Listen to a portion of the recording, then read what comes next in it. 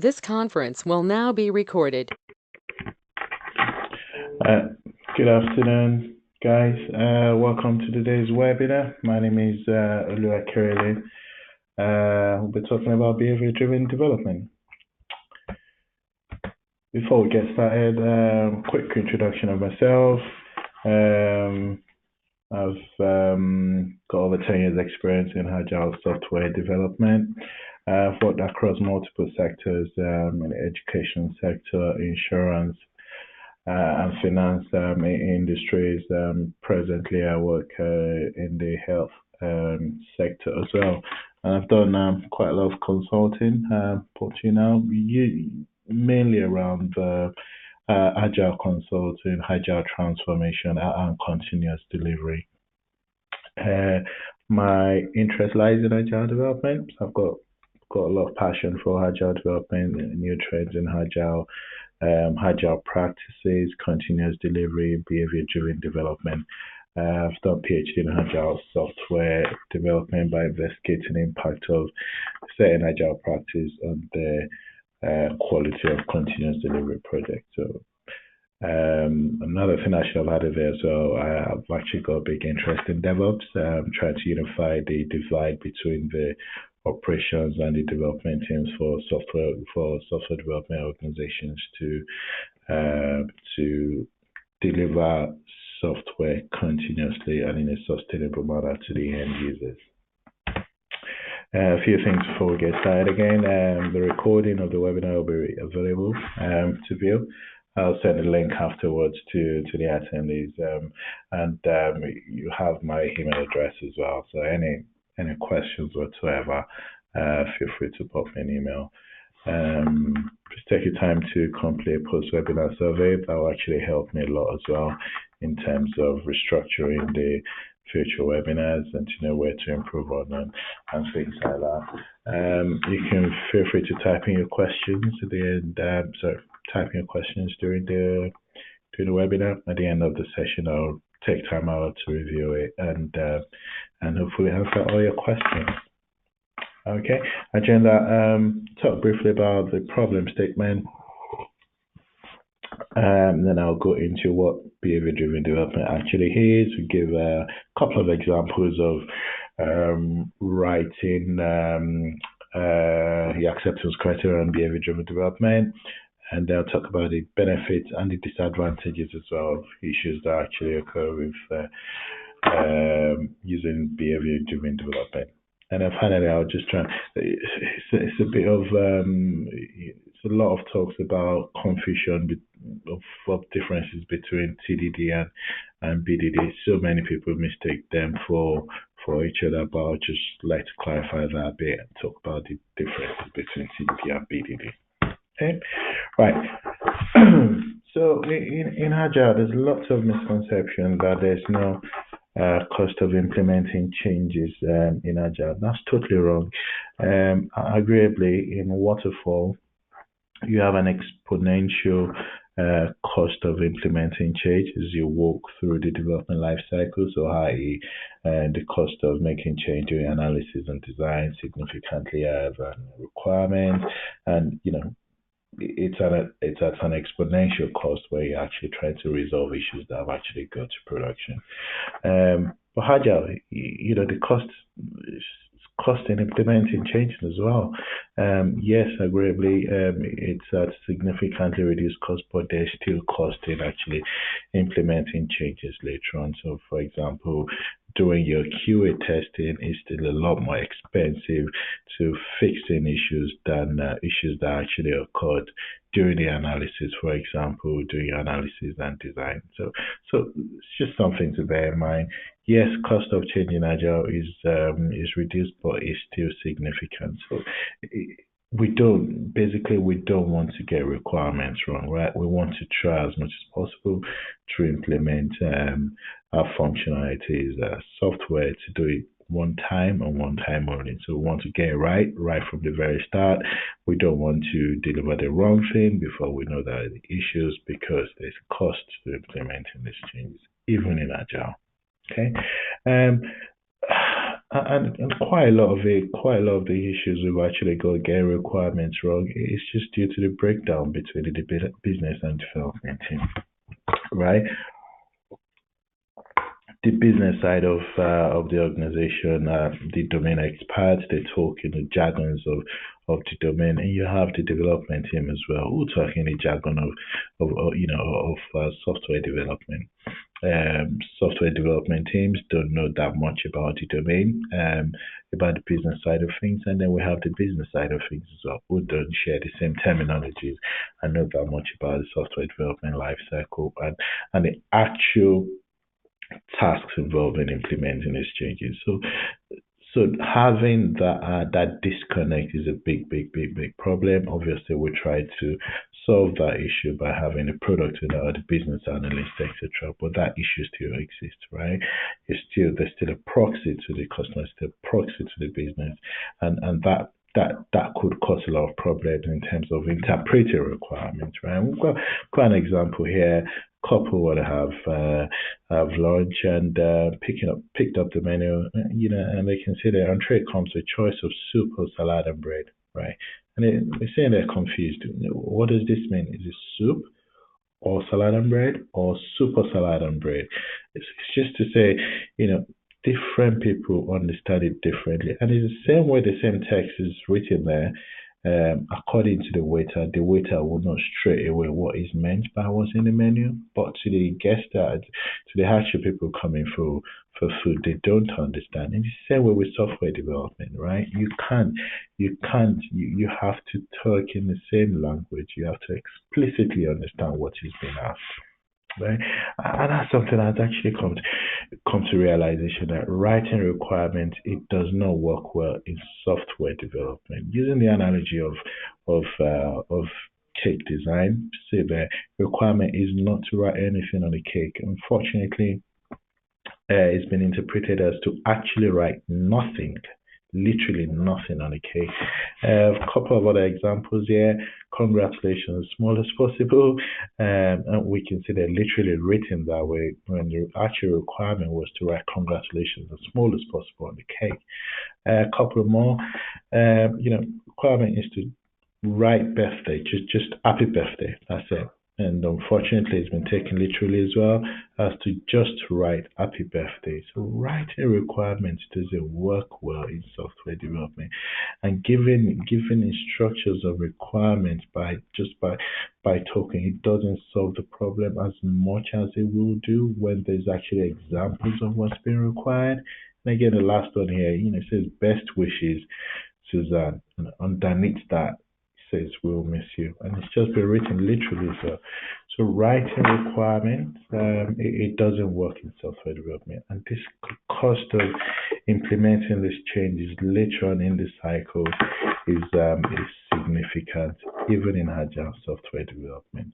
Again, we want to get these requirements right from the very, very, very, very first time. Okay, it doesn't matter how to the business, well, to development team and to the organization owning the software. Yes, obviously we want clean code, we want maintainable code, we want code of good quality, we want code that'll be easily maintainable and sustainable, basically.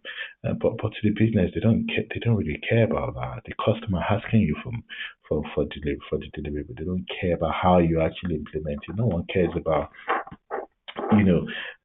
how you implemented the class or methods. No, they just want to see the output of it, and and that comes back to the fact that look, we have to get the requirements right. That's the primary thing that the customer is actually interested in. And Jeff Sutherland, one of the pioneers of agile software development, he's put it quite clear. He says, stop it, stop exchanging documents. Tell me your story. If we could just talk about this, we could figure it out. We could solve the problem. Just tell me what you want. Tell me exactly what you want. Let's talk about this, have conversation around this, and that will solve a lot of our problems. So we can figure out what the solution is, what you actually want delivered that will meet your requirements, right? And I've got another example here of a quote from Hajit again. It's one of the key people in Agile software development and one of the prominent speakers actually of behavior-driven development. What he said is, working with real-world examples helps us communicate better because people will be able to relate to them more easily. Now, developers, business people, and testers all need to participate in a discussion about examples. Developers learn about the domain and get a solid foundation for implementation. Testers obtain the knowledge they need firsthand, and they can influence the development by suggesting important cases for discussion. So, explicitly, why can't we just have examples of what is expected of the system?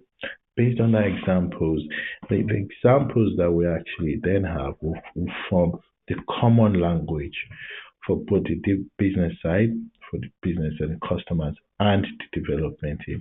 And based on that, the development team can start asking questions around those examples. For the cakes we saw, for example, if the customer brought a cake, that wrote nothing on it, absolutely nothing, blank, nothing, and then you say give it to the cake design. This is what I actually want. That's fine. Yeah, there might be conversations around what color should be used for the icing, etc. But those details are the kind of details that we expect the development to be asking the business, right? about about what is actually expected, and then and you expect the business, the customer, for example, to then give specifics of what kind of cake is it chocolate, is it vanilla, and things like that. So that way, when they start having conversations around the same thing, as you can see, you would then be able to tell the development team will be able to understand better about the requirements, ask the right questions, and the customers will be able to ask questions from the development team and basically get more knowledge on what is actually going to be delivered. So what's behavior-driven development? Behavior-driven development is a development practice. It's used to specify application behavior from perspective of the stakeholders or the customer, basically. So behavior-driven development is centered around having examples of the expectation of the system and using and building our development work around those examples. So doing our development work around those examples and writing the acceptance criteria around those examples that are specified by the customer. So literally development using examples of the expectation of the system from the customer. And it's a combination of TDD and ubiquitous language. TDD, as you all know, is a cycle of development where the developer writes a failing test and writes production code to actually pass the test. And after the test passes, the developer does bit refactoring to actually make sure that we have good, clean code.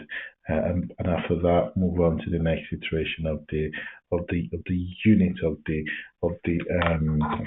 development work, basically. And it combines that with ubiquitous language. Ubiquitous language is a general understandable language in the context of this world. The ubiquitous language will be English, right? Ubiquitous language is English is a language that everybody understands and speaks in the context of this world. So the development team actually speak English. That's the language of communication. And it's the same thing with the customers as well. When they come to tell you what their requirements are, they speak in English to you, and obviously that will vary based on the geographical location of the development team or the organization.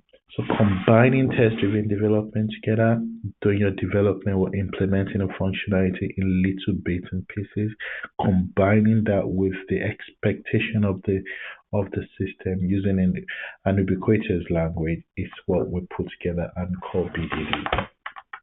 And BDD uses a template for writing the acceptance criteria. So you get a customer to actually write the acceptance criteria in a form of examples of what's expected from the system. And the template uses is called Gherkin. Okay, so it's called Gherkin template. And we have Gherkin, part of the Gherkin template. You've got a feature, you've got a scenario. The feature is just a user story description, basically. You've got a scenario, which is a short phrase of what what we're actually trying to achieve, right? In that particular specific scenario, what's that scenario about? It's just a brief phrase to actually tell you what that scenario is about, and then you have your given your precondition when that's the event triggers, then expected outcome. So given your precondition, when so happens, that's your trigger, then so should happen, that's your expected outcome, right? I'll give a couple of examples just to make that a lot clearer. So myself being product owner, line manager, right? I'm just saying, I try to want to encourage my team members to actually have knowledge sharing sessions. Okay, so I want to encourage my team members to have knowledge sharing sessions to pick up, key technique, a unique technique, something we don't know about, something not all of us know about, and kind of educate us on that technique. We have that get together every fortnight, right? Like, so we have first 30 minutes with someone should pick up a random technique, a unique technique. It doesn't necessarily have to be Agile related, but something that can come in handy, and educate us in it, right? So I want a system that can help me with that. Okay. So the feature is called notification and it's the description. So as a product owner manager, I want to automatically notify my product owners of their scheduled product owner knowledge sharing sessions so that they can be reminded just before the scheduled dates for their sessions. So, I want to encourage product owners not to forget about the trainings and the sessions they've actually committed to. Okay. So 2 days before just before the session, I want to have a notification send them. So my first acceptance criteria, I being the customer, this is what I write, this is what I want the development team to build for me.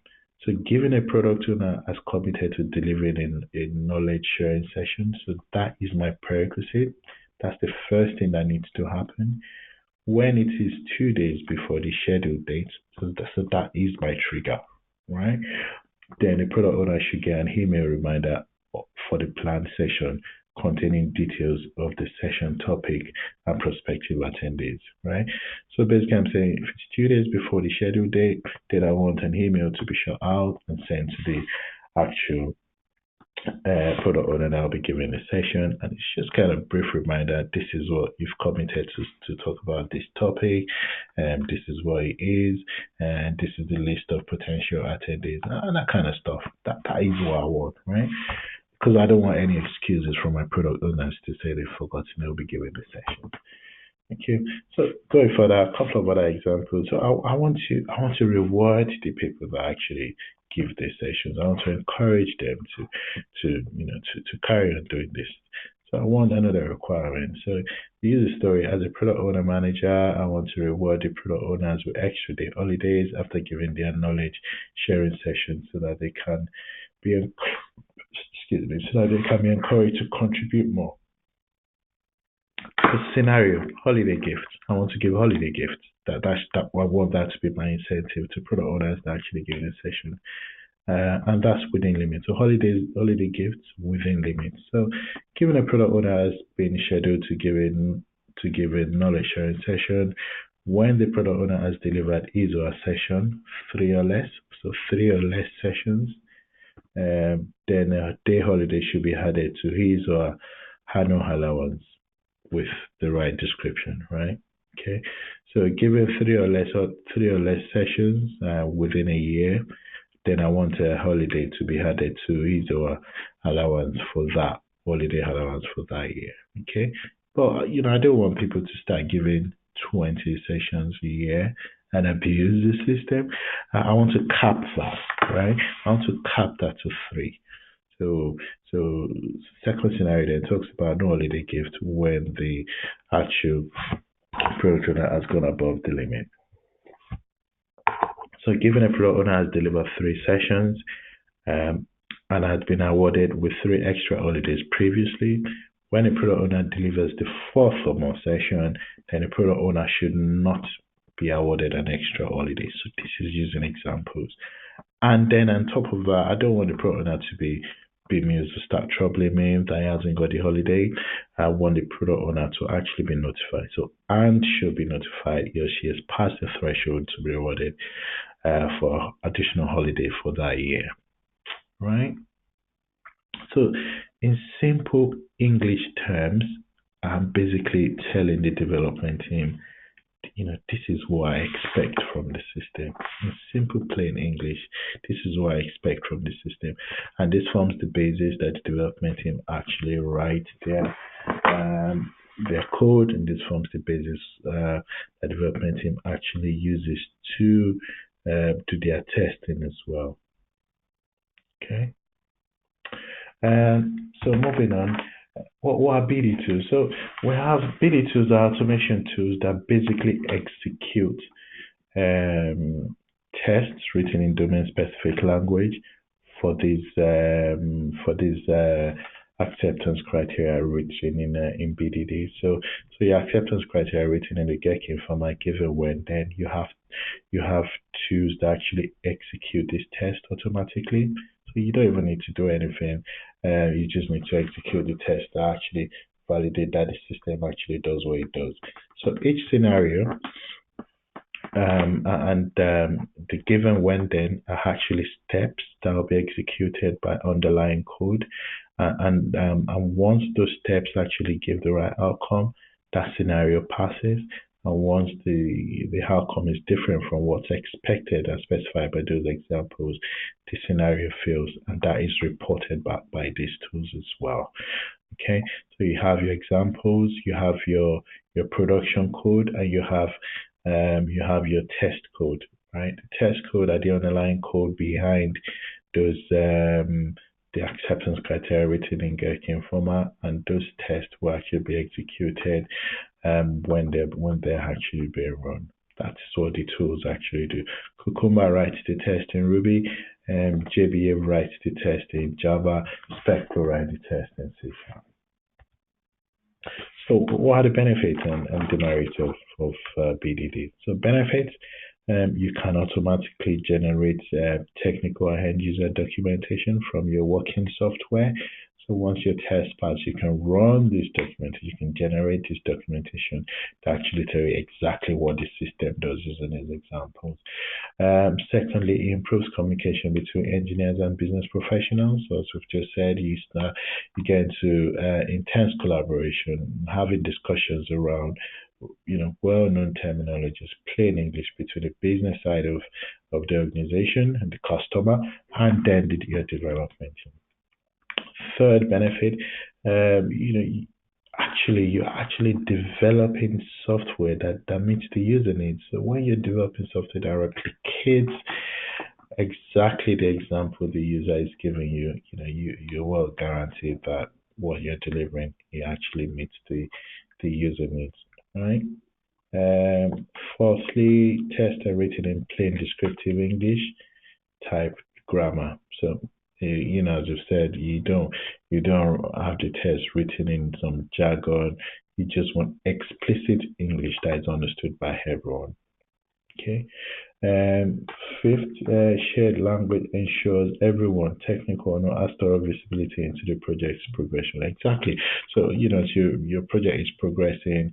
You have your test written in in this plain language. Everyone, not just the development side of things, not just the business side of things, can actually measure the progress of the project, right?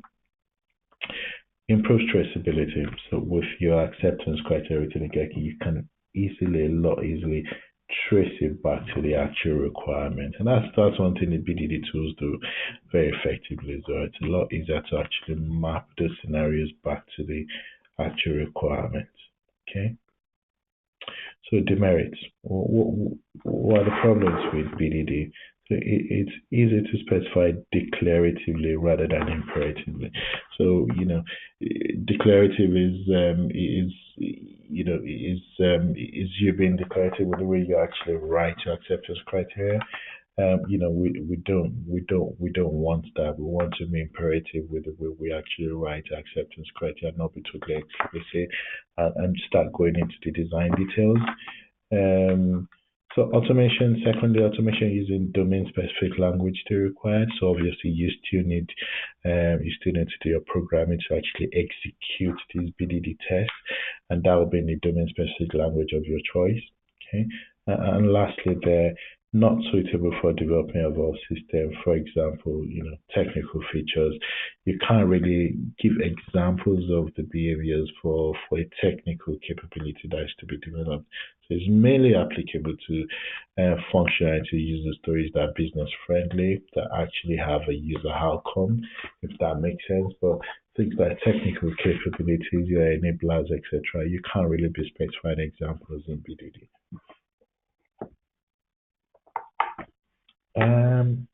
So yeah, differences between BDD and TDD. Okay. Firstly, BDD ensures the right system is built. So, as we just said there, specifying these examples, you can be well guaranteed that you're actually building the right system. On the other hand, TDD ensures that the system is built right. So TDD is more engineering friendly. It consider how you actually write your code. Make sure you write code. There's no redundant code line underline. There's no underlying redundant code, or the lines of codes are tested effectively, and there are no issues around that. So BDD adopts a top-down approach. So again, as I just said, so you start talking from the perspective of the user, and then you cascade that down to actually the implementation details. On the other hand, TDD adopts a bottom-up approach. So you start breaking the requirement into little pieces. You start implementing those lines of code, and then you scale it up.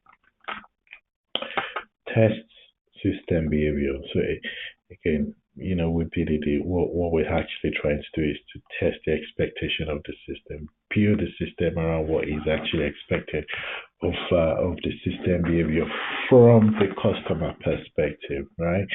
On the other hand, TDD tests technical implementation. So as we just say, you're writing your code, your clean code, you're testing one line after the other, you're testing your method to make sure there's no redundant code in your code base. Each method, each class is properly tested, and you can associate them to the user story they're actually being implemented for. And key part of TDD is refactoring, where you clean up your code, make sure your code is written in the right format, using the proper guidelines, and tested effectively.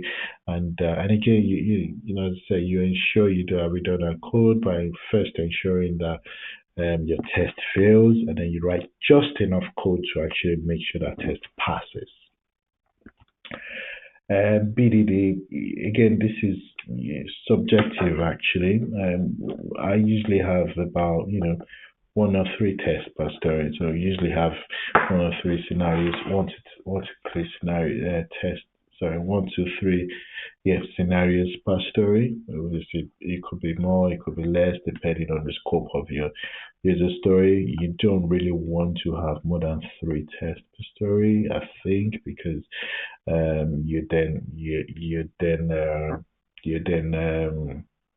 they're making the scope of that user story too much. So I usually encourage splitting user story to small divisible bits that actually add value to the end user and are testable as well.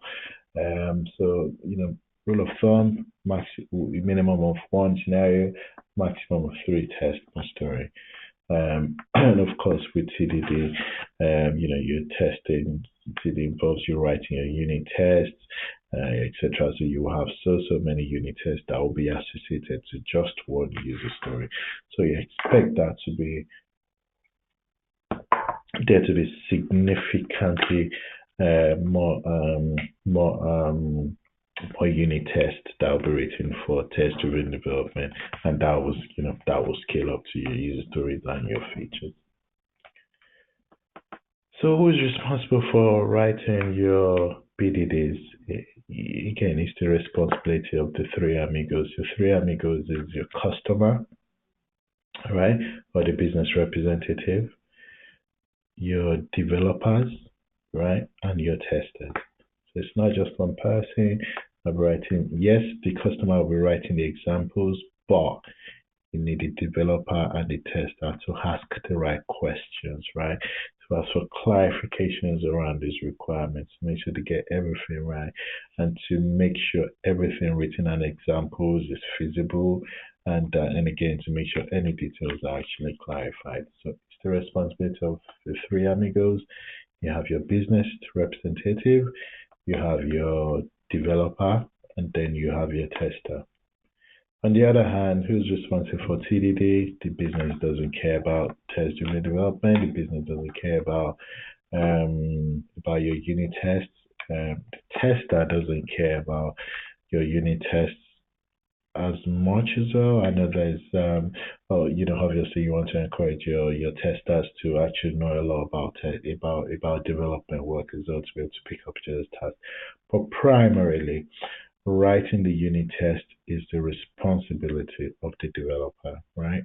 The developer should solely be responsible for the code, and to make sure that the code that is being written is properly covered with unit test, and to make sure the general guidelines around writing your code are followed, things like cyclomatic complexity, uh, segment complexity, not adding too many comments in code. There shouldn't even be comments in code because it should be easily understandable. When you start having too many comments in code, it's an indication that your code is not readable and it's not easily understandable. Okay. So that's it. Appreciate I've breezed through it, but let's just quickly cover BDD, and let's get started with it. I'd love to hear your examples, and even if you don't have the tools, the actual BDD tools to support it, to start with, start by writing these examples in the Gherkin format. Get your customers involved. Start having conversations around the examples with the Gherkin format. Get examples of the expected behavior of the system from your customer. In many cases, that will be your business analyst or your product owner, whoever is responsible for that. But yeah, just try and get on that. As you then progress with that, try and get the support to get automation tools to actually execute this test. It's fantastic for you to have your automated test suite that actually covers all your acceptance criteria in BDD.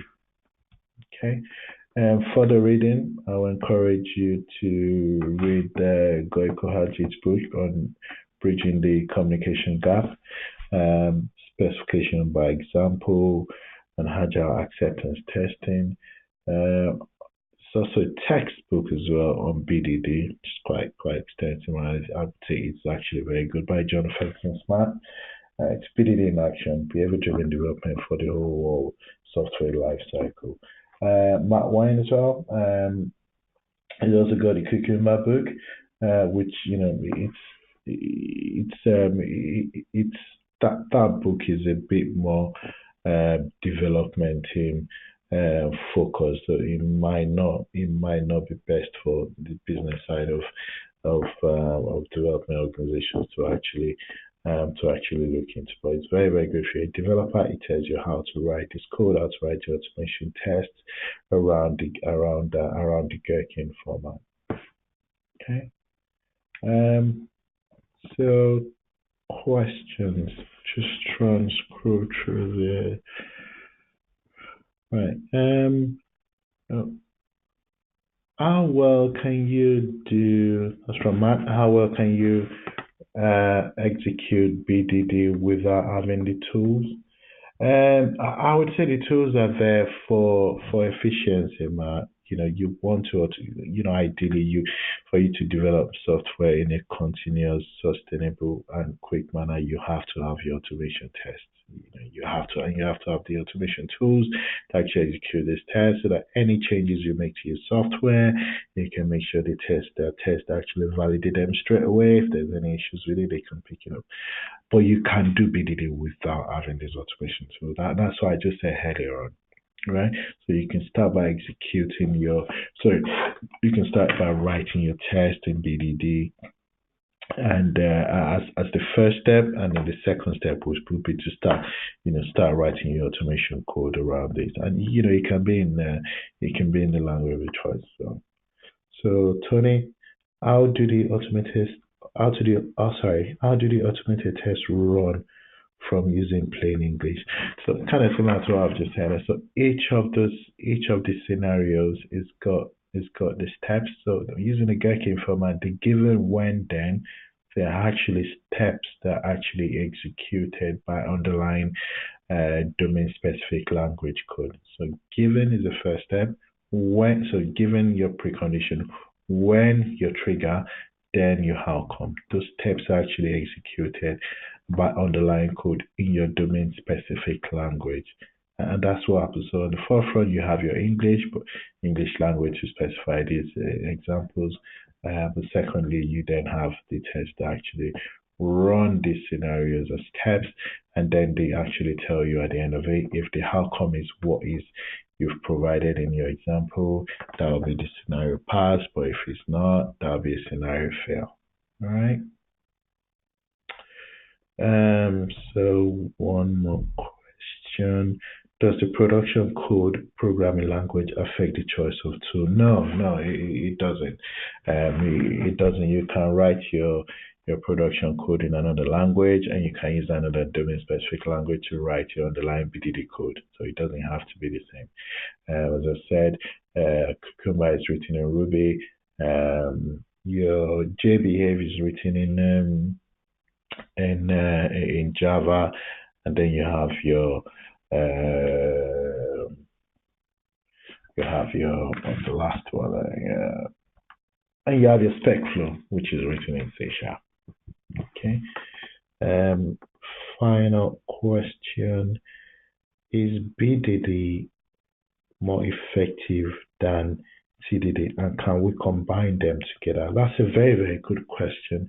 No, I would say yes. You can definitely combine them together. As I've said, you write your TDD at the method or class level, and then you write your BDD as a user story level. So yes, so much power in combining them together. Again, your TDD is written by the developers, and then usually you have your BDDs tests are actually written by your testers, and with the help of the developers as well. So definitely, there's a lot of power in combining them together, and you would get a lot of benefits by combining them together. They're not the same. You can definitely do them together, combine them together.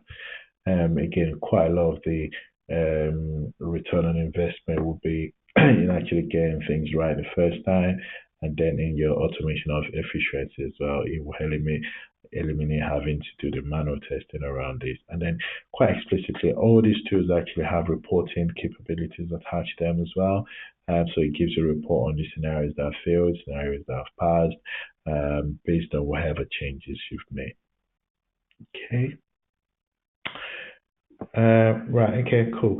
That's all the questions I've got here right now. Again, try out very, very keen to know how you actually get on with this. Any questions whatsoever, feel free to email me.